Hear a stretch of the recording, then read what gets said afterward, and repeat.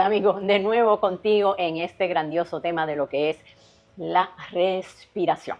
Okay. Habíamos establecido de que la respiración sin lugar a dudas es el soplo de vida y que todos los antecedentes culturales antes de empezar el tiempo que marca el calendario actual se había establecido como un puente entre lo físico y lo espiritual, pues es sumamente importante para entender la capacidad de transformación que tiene la respiración conocer un poquito de nuestro sistema respiratorio. Y lo que vamos a hacer para facilitar nuestro proceso es que vamos a hablar primero de la inhalación y luego de la exhalación, ¿verdad? Se supone que inhalamos oxígeno, pero realmente lo que inhalamos es aire, del cual son aproximadamente entre 5 a 8 litros de volumen, del cual solamente el 30% va a ser oxígeno, ¿verdad? Y al exhalar, luego trabajaremos entonces la exhalación del CO2. Vamos a empezar con entender un poquito que cuando hablamos de la respiración nos quedamos algo limitados en pensar que la respiración es el acto de coger aire y luego exhalar. La respiración tiene 3 dimensiones. La primera dimensión es lo que se conoce como la respiración externa, que es esa que te acabo de ilustrar. Tomar aire del exterior y echar dióxido de carbono al exterior. Pero hay una respiración interna y esa respiración interna es que una vez entra el aire hay un intercambio de gases entre la sangre y la célula, ¿verdad? El corazón lleva sangre a los pulmones, va y recoge oxígeno, vuelve y lo lleva a la célula. Eso es lo que se conoce como la respiración interna. Y hay una tercera dimensión a la que conocemos como la respiración celular. Una vez esto llega a la célula, allí en la célula se crea un proceso de conversión del oxígeno que llegó con la glucosa que se sacó de los alimentos que tomamos, ¿verdad? Y que se convierte en energía o en lo que se conoce científicamente como ATP. Ahora, mira qué interesante, ¿verdad? Dijimos externa, luego interna, luego celular, un nivel más profundo. La calidad de la respiración interna y de la respiración celular, que es la que produce nuestra energía, pues depende de cómo hagamos la respiración externa. Si no estamos respirando correctamente, estamos afectando de forma secuencial las otras 2 dimensiones de nuestra respiración de la que realmente depende nuestra vida, que es la producción de energía. Así que bien importante, en estas 3 dimensiones, pues obviamente vamos a enfatizar por esa razón en la respiración externa, porque si logramos controlar esa, le damos riqueza y calidad a las 2 posteriores. Inhalar. Bueno, lo primero de la inhalación que tenemos que tomar en consideración es que tenemos 2 mecanismos. Podemos inhalar por la nariz y podemos inhalar por boca. Ahora, escucha bien, bien importante, el instrumento o el mecanismo que fue hecho para la respiración fue la nariz. La nariz está diseñada para manejar gases, ¿ok? La boca es para manejar sólidos y líquidos, ¿ok? Sólidos y líquidos por boca, gases por la nariz y la parte energética es la que se convierte internamente en energía, que es el proceso normal de la ciencia, ¿verdad? Del estado de la materia.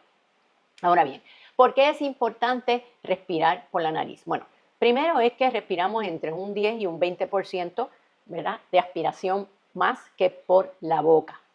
Lo otro bien importante es que la nariz tiene un sistema de filtro con estos pelitos que se ven aquí que se llaman cilia. Tiene glándulas mucosas, tiene unos vasos sanguíneos, tiene un entretejido de nervios únicos y particulares que calientan, humidifican ese aire que entra y lo filtran de gérmenes y de tóxicos. Nada de eso sucede por la boca. Pues claro, pues entonces si entra por aquí va a llegar limpio a los pulmones, si entra por acá existe la posibilidad grandemente de que entre contaminado y el cuerpo tiene que hacer un esfuerzo adicional una vez reconoce esos elementos contaminantes para atacarlos y defenderte de ellos. No necesitamos hacer eso.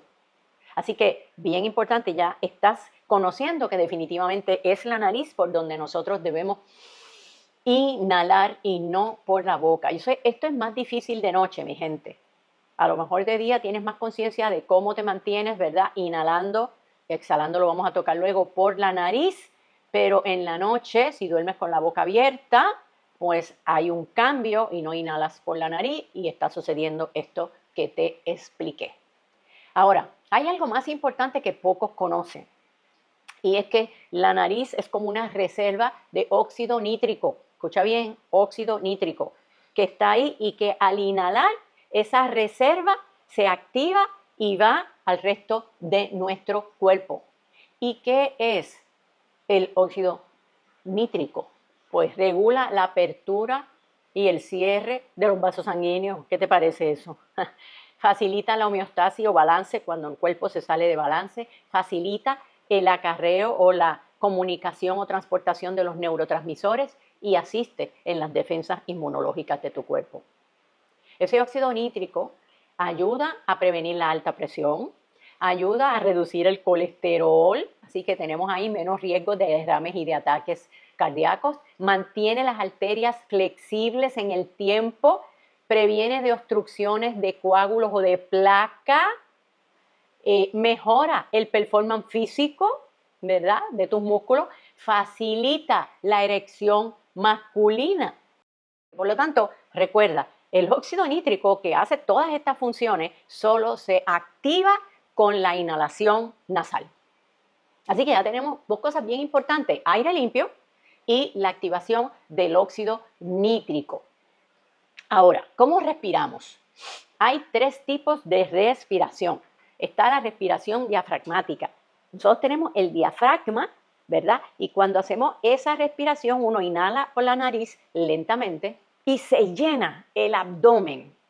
Eso luego sube a los pulmones, ¿ok? Cubre un 80%, llena un 80% de nuestros pulmones y luego por la nariz misma se exhala suavemente.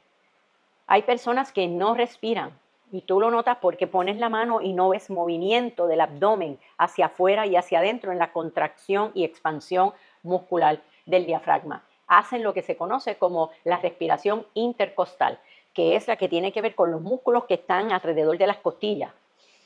Y entonces eso tiene una cavidad más pequeña que el diafragma, lo que hace que entonces esa caja torácica no sea suficiente para llenar los pulmones, nada más que alrededor de un 50 o un 60%. Pues, y luego se expulsa suavemente por la nariz. Y está la clavícula. La clavícula, tenemos por aquí la clavícula, esto conecta aquí en la parte del pecho y hay gente que respira ahí nada más. ¿Sí? Esa respiración corta, ni se llenó la cavidad torácica, ni siquiera la parte diafragmática. Eso solamente alcanza un 30% para los pulmones. Y generalmente la gente que respira de esa manera exhala por la boca. Ni la clavicular, ni la intercostal, sino la diafragmática y para hacerla más integral, que es como se conoce la respiración óptima, que es la respiración integral donde inhalas por la nariz con ritmo.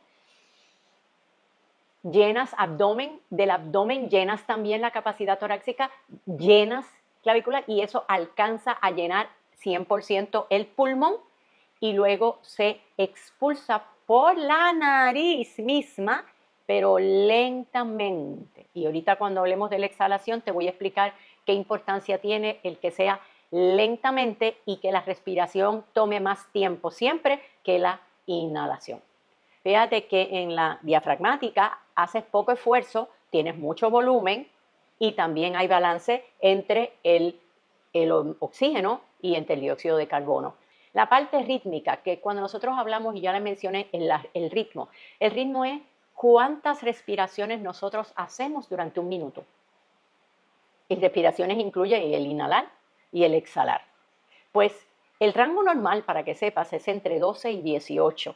Ya cuando te pones en 19, 20 y hacer 20, hay que hacer algún tipo de intervención para acallar, bajar el ritmo de tu sistema respiratorio que está afectando tu ritmo cardíaco, ¿verdad? Tampoco es muy sano tenerlo tan abajo, ¿verdad? Ahora, poco a poco vamos a ir viendo que según vamos meditando y vamos entrando en altos niveles de conciencia y en altos niveles de eficiencia respiratoria, pudiéramos estar entre 6 y 8 respiraciones por minuto y no tener que agitar el cuerpo, hacer ese movimiento tan continuamente. Si nos pasamos de 20, estamos hablando de taquicardia. Si está muy bajo o disminuida, estamos hablando de bradicardia. Y ahí a veces que te ponen el Holter para poder determinar cuál es el tipo, cuál es tu rango y determinar cuál es la insuficiencia, ¿verdad? O el defecto que hay que corregir a través del rango o el ritmo de la respiración. Ahora te voy a dar otro detalle interesantísimo del sistema respiratorio, sobre todo en la parte de inhalación. Y es que a lo mejor tú piensas que tenemos dos orificios, ¿verdad? Igual que tenemos dos oídos, tenemos dos ojos, a veces no pensamos el porqué de este cuerpo tan perfecto y tan maravilloso y creemos que son exactamente igual el orificio o la fosa nasal izquierda y derecha. Pues mira, ya la neurociencia descubrió que la fosa nasal derecha activa el sistema simpático. La fosa nasal derecha activa el sistema simpático y la fosa nasal izquierda activa el sistema parasimpático, que es el de la calma, el de sosiego, el de la estabilidad, el de la quietud mental. Eso es importante y lo vamos a ver posteriormente, que vamos a tener la doctora Rivera Cruz hablándonos de las distintas respiraciones, pero ya te puedes imaginar y adelantar que si lo que estás en un insomnio terrible y necesitas relajarte, pues vas a respirar por la fosa nasal izquierda. Tapas la derecha y respiras por la izquierda para activar el sistema simpático. Pero si te levantaste lento, dices, Dios mío, ¿qué me pasa? No puedo salir de la cama, no despierto. Entonces vas a respirar o activar a través de la fosa nasal derecha tu sistema simpático, que es el yang, y el sistema parasimpático es el yin. Interesante. Ambas van a captar aire y lo van a llevar, ambas van a captar olores y lo van a llevar al bulbo olfático, pero hay una configuración de nervios donde están relacionados con activación del sistema simpático y parasimpático. Otro detalle importante, los olores que también entran a través de la inhalación. Pues mira, la fosa nasal derecha no es igual de receptiva o de sensible a los olores como es la izquierda. Hueles mejor por la izquierda. Entonces, ¿qué sucede? Si quieres oler una menta para activación, o una lavanda para relajarte, o un estabilizador cítrico, ¿qué vas a hacer? Lo vas a hacer a través de la fosa izquierda. Para que ese olor llegue, acuérdate que si lo haces por la fosa izquierda, va a llegar al lado del hemisferio derecho. El hemisferio derecho es el que está más listo para identificar y caracterizar los olores y las fragancias.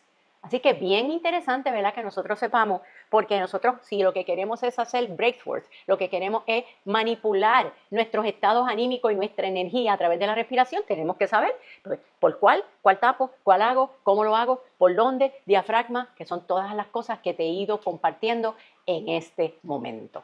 Así que la boca no es para respirar, salvo algunas situaciones de emergencia o alguna intervención en crisis en donde como se respira demasiado, y el cuerpo está produciendo demasiada energía y se acumula el CO2, pues entonces tenemos un proceso más rápido de botar el CO2. Vamos a la exhalación. En el proceso de exhalación, pues es bien importante entender lo que te hablé de la hiperventilación, ¿verdad? Cuando estamos ansiosos o en ataques de pánico, cuando tenemos muchas cosas, cuando nuestra mente está divagando y empezamos a respirar muy fuerte o cuando hacemos ejercicio. Estamos haciendo ejercicio y a lo mejor escuchamos al del lado que dice, ay Dios mío, este profesor me está matando con este ejercicio. Y empezamos el jadeo, ese jadeo. Búsqueda de oxígeno adicional por parte de nuestros músculos, órganos y tejidos. Búsqueda de oxígeno adicional. Pero si estamos respirando por la boca, no es la forma correcta de dar. Tenemos aquí, porque necesitamos el CO2. ¿Qué es importante del CO2? El dióxido de carbono es un desecho de nuestro sistema metabólico. De hecho, es un desecho de cuando en la mitocondria se hace la energía, pues se bota agua, CO2 y la energía como tal. La energía va a la sangre, pero ¿qué pasa? No podemos botar todo el CO2 en el aire.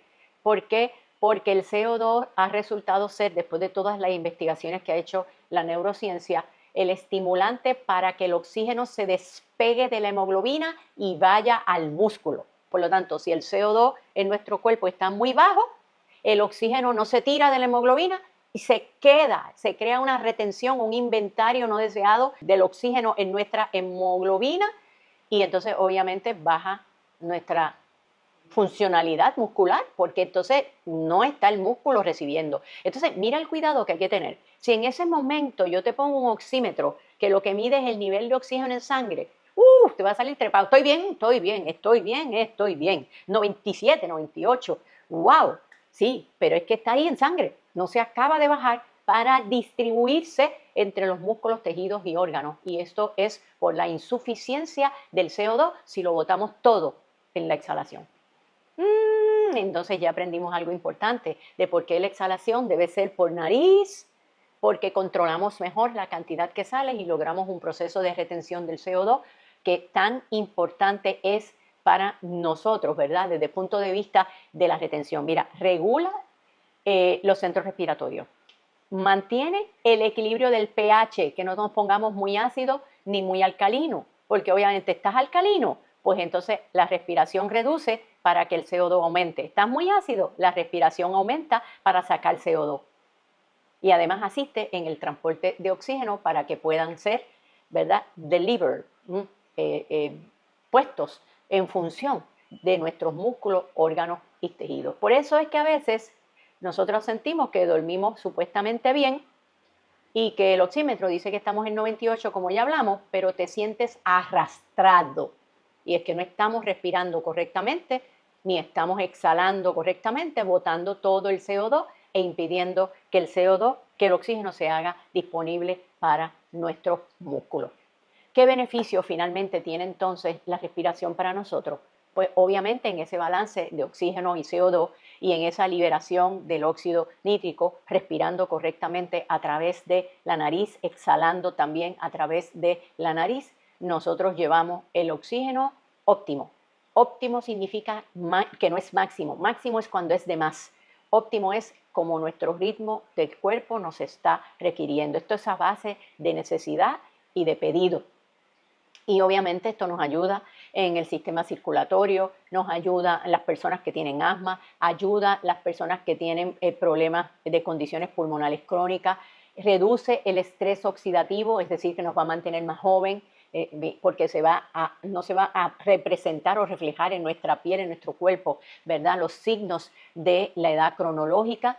Pero también es importante que sepas que es contraindicado para personas que tengan alguna condición aguda cardiovascular o que hayan sido operados recientemente o que padezcan de condiciones pulmonares severas, que estén activas, epilepsia, convulsiones o enfermedades de ansiedad extrema o ataques de pánico. Y por supuesto las embarazadas. Pero si no estás en esa lista, es tiempo de tú empezar a trabajar con esa respiración óptima nasal que logra darle release a todos los ingredientes en la medida correcta en una fórmula que es la que va a permitir que puedas vivir una vida plena. Y esa es la biología, la parte científica de por qué y entender todo nuestro sistema de inhalación y exhalación, haciéndolo diafragmáticamente y con conciencia. No dejes que sea el sistema autónomo o los estímulos del exterior, escucha bien, quien determine cómo tú respiras, sino tú conscientemente y en pleno conocimiento de tu sistema respiratorio, respirando óptimamente para vivir óptimamente. Nos vemos en nuestro próximo episodio, donde hablaremos de la respiración como el elemento de aumentar los niveles de conciencia.